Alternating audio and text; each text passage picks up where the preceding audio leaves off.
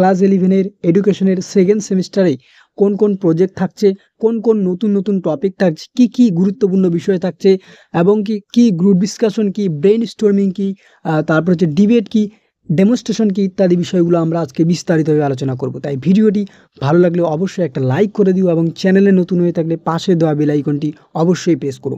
এডুকেশনের ফার্স্ট সেমিস্টারের syllabus already আমরা আমাদের ইউটিউব চ্যানেলে আপলোড করে দিয়েছি। যদি তুমি না দেখে থাকো অবশ্যই ডেসক্রিপশন বক্সের লিঙ্কে ক্লিক করে সেটি দেখে নাও। ফার্স্ট সেমিস্টারে কী কী এডুকেশনের সিলেবাস থাকছে তা বিস্তারিতভাবে আলোচনা করা হয়েছে। আজকের এই স্পেশাল ভিডিওতে এডুকেশনের সেকেন্ড সেমিস্টারে কোন কোন গুরুত্বপূর্ণ টপিক থাকছে, কী কী বিষয় থাকছে, কোন কোন পাঠ্যক্রম পাঠ্যসূচি থাকছে তা আমরা বিস্তারিতভাবে আলোচনা করব। তো চলো শিক্ষার্থীরা দেরি না করে আজকের এই স্পেশাল ভিডিওটি আমরা শুরু করছি। ক্লাস 11 এডুকেশনের সেমিস্টার 2 অর্থাৎ এই সেমিস্টার 2 সিলেবাস নিয়ে বিস্তারিত আলোচনা। ফার্স্ট সেমিস্টারের মতো সেম থাকছে, দেখো ফুল মার্কস থাকছে তোমাদের 50 নম্বর, সেখানে 40 নম্বর থাকছে থিওরি আর 10 নম্বর থাকছে ইন্টারনাল। ফার্স্ট সেমিস্টারের মতো সেম, সেখানে হচ্ছে 5 নম্বর থাকছে তোমাদের গ্রুপ ডিসকাশনে আর 5 নম্বর থাকছে তোমাদের ডেমনস্ট্রেশনে, যেটা আমরা অলরেডি বলেই ফেলেছি। ওকে, দেখো এই সেকেন্ড সেমিস্টারে বেশ কিছু উদ্দেশ্য রয়েছে। কি কি উদ্দেশ্য তোমরা কি কি জানবে? একটা, to comprehend scientific view of educational psychology and it is different school, অর্থাৎ শিক্ষাগত মনোবিজ্ঞান এর বিভিন্ন স্কুলগুলির একটি সংক্ষিপ্ত দৃষ্টিভঙ্গি।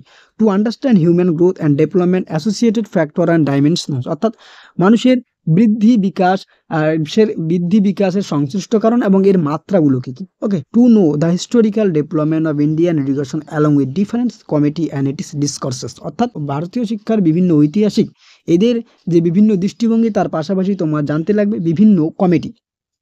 Two know the contribution of Indian social reforms on education, অর্থাৎ কি যে শিক্ষায় ভারতীয় সংস্কারকদের অবদান।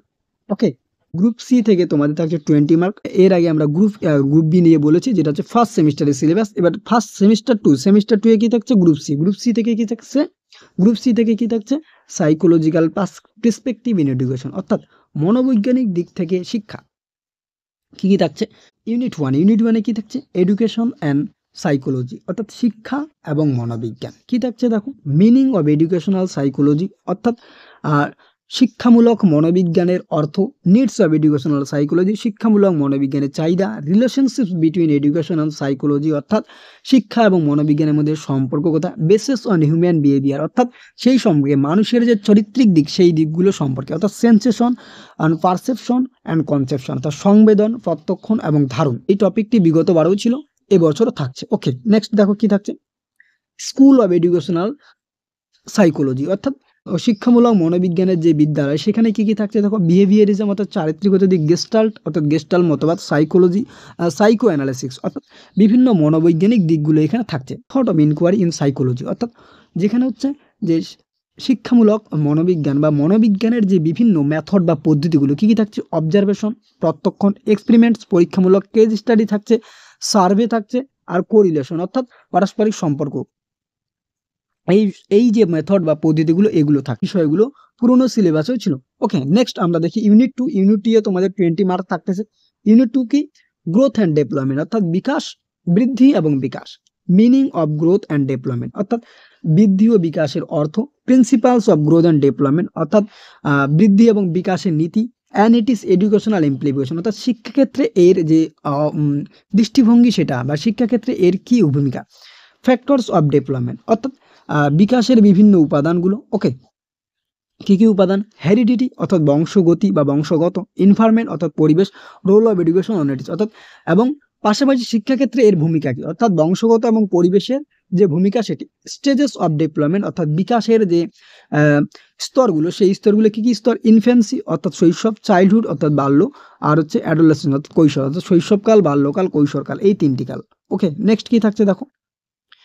ডাইমেনশন অফ ডেভেলপমেন্ট, অর্থাৎ বিকাশের যে মাত্রা বা উন্নয়নের যে মাত্রা সেটি। বিকাশের মাত্রা কি কি? ফিজিক্যাল, অর্থাৎ দৈহিক। মেন্টাল, অর্থাৎ মানসিক। ইমোশনাল, অর্থাৎ প্রাক্ষবিক। সোশ্যাল, অর্থাৎ সামাজিক। এই বিষয়গুলো এখানে থাকছে। Okay, with reference to different levels of education, অর্থাৎ বিভিন্ন পর্যায়ের যে শিক্ষা সেই বিভিন্ন পর্যায়ে শিক্ষার ক্ষেত্রে এদের যে দিকগুলো সেটা, অর্থাৎ মানসিক দিক, দৈহিক দিক বা শারীরিক দিক, তারপর হচ্ছে তোমার পাক্ষবিক দিক অথবা জ্ঞানমূলক দিক, সামাজিক দিক, এই দিকগুলো থাকছে এখান থেকে, অর্থাৎ বিকাশের যে বিভিন্ন দিকগুলো সেগুলো থাকছে শিক্ষার ক্ষেত্রে। ওকে, পরবর্তী বিষয় হচ্ছে গ্রুপ ডি থেকে 20 মার্ক থাকছে তোমাদের পরীক্ষায়।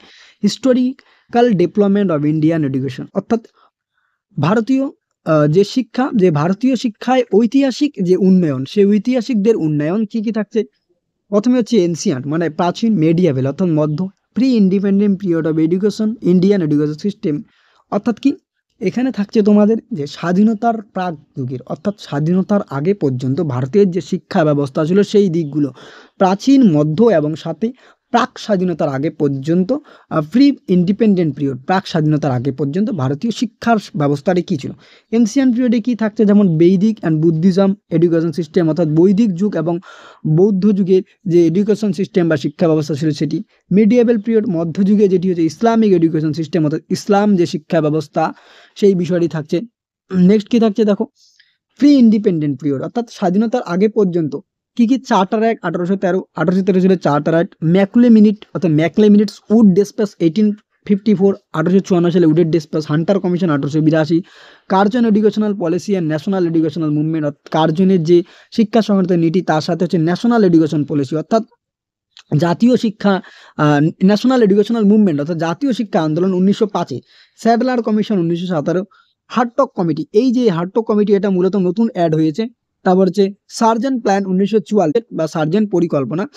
এই যে বিষয়গুলো ব্রিফলি স্টাডি অর্থাৎ এটা তোমাকে ভালো করে জানতে লাগবে। ওকে, নেক্সট কি থাকছে দেখো, ইউনিট 2, ইউনিট 2 এ কি থাকছে, contribution of Indian social reformers towards the development of education in India অর্থাৎ ভারতীয় শিক্ষার ক্ষেত্রে বা ভারতীয় শিক্ষায় যে ভারতীয় সমাজ সংস্কার ছিল, সমাজ সংস্কারক ছিল তাদের অবদান, কার কার অবদান, রাজা রামমোহন রয় শিক্ষার ক্ষেত্রে কিন্তু, ঈশ্বরচন্দ্র বিদ্যাসাগর, বেগম রোকেয়া আর হচ্ছে কি সাবিত্রী ফুলে, এই কয়েকজন, সাবিত্রীবাই ফুলে, এই কয়েকজন থাকছে। ওকে, নেক্সট তোমাদের সেম যে বিষয় ফার্স্ট সেমিস্টারে যেরকম ছিল ঠিক একই রকমভাবে সেকেন্ড সেমিস্টারে থাকছে।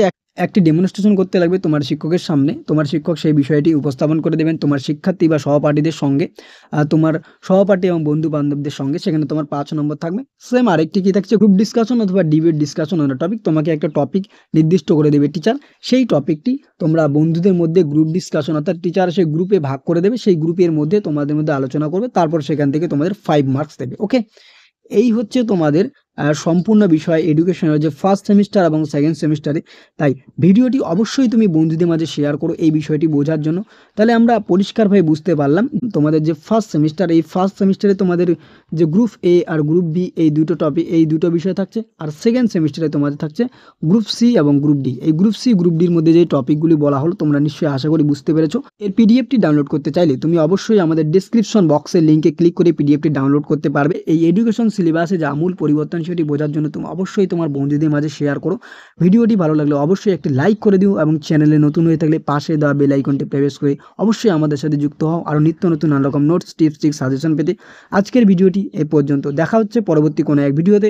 ততক্ষণ পর্যন্ত পড়তে থাকো, জানতে থাকো এবং অবশ্যই আমাদের পাশে থাকো। আর হ্যাঁ, ভিডিওটি কিন্তু অবশ্যই শেয়ার করো তোমার বন্ধুদের মাঝে এডুকেশন সিলেবাসে যে আমূল পরিবর্তন হয়েছে তা বোঝার জন্য।